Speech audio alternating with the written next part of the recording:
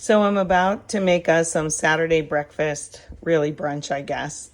And I was going to make eggs and fry up some potatoes, put some onions and peppers in them. They're my leftover parsley butters. They're good like that.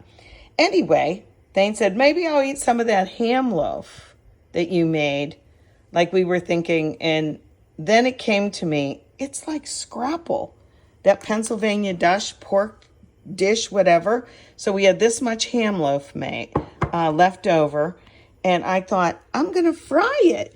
So I think of Spam like scrapple. Get on there, you. And I'm going to fry it up, make it crispy.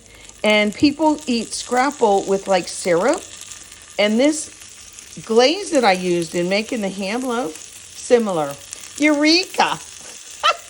I'm going to make Thane give you a review whenever this is fried up and yummy. I don't think we'll need extra syrup on it. I just put a little butter in the pan.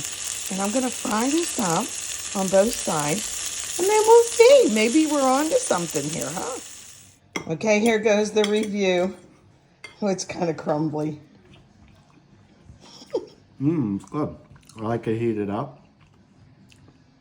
It kind of reminds me of that stuff you ordered in Amish country, but you didn't like so much in that little restaurant when we had the free breakfast.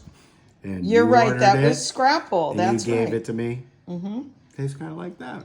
Okay, so do you prefer it like how we had it for dinner or like fried like this on both sides? I kind of like it like this, fried. Yeah. It might make a really good sandwich too. Okay, I'm going to maybe try it. I'm going to zoom in on your little part of your breakfast. All right, thank you for your review. Thumbs up.